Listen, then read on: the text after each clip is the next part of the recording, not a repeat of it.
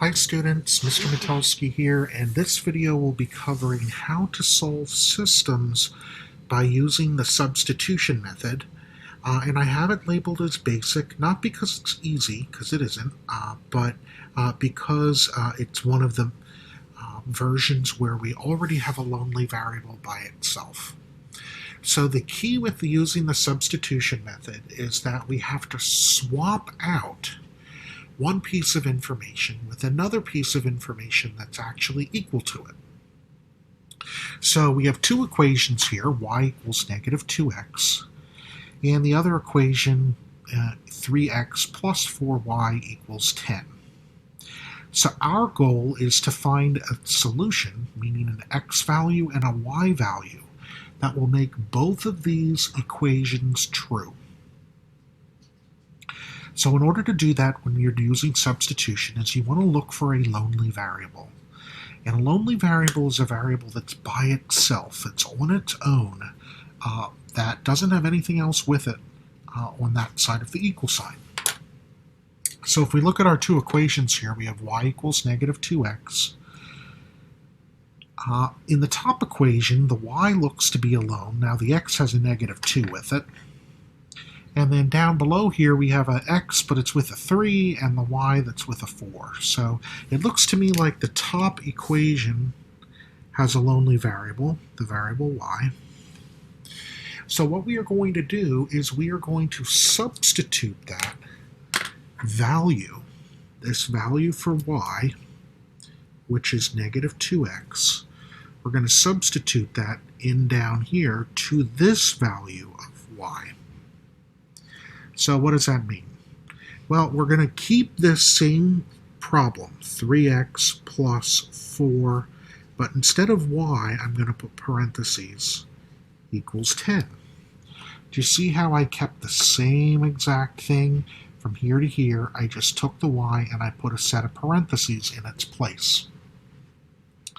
So now what we're going to do is we're going to take what y really equals, which is negative 2x, and we're going to put it in the set of parentheses. So negative 2x.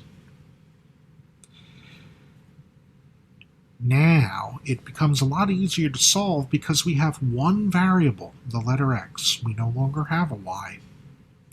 So we can use our algebra and our rules of simplifying to solve this equation. So we have 4 times negative 2x, that can become 8x. So this is really 3x plus, whoops, it shouldn't be plus, it should be minus, right? Because it's 4 times negative 2x. So that'd be minus 8x equals 10. Now 3x minus 8x is negative 5x. And we can bring down the 10. The negative 5 is multiplying by the x, so we're going to divide both sides by negative 5. Cancel that out, and we're left with x is equal to negative 2. So now we have one value out of the two that we need to solve the system of equations. Now what we do is we take our answer that we just got, x equals negative 2, and we plug it back into this lonely variable equation, the original equation that we had identified with the lonely variable.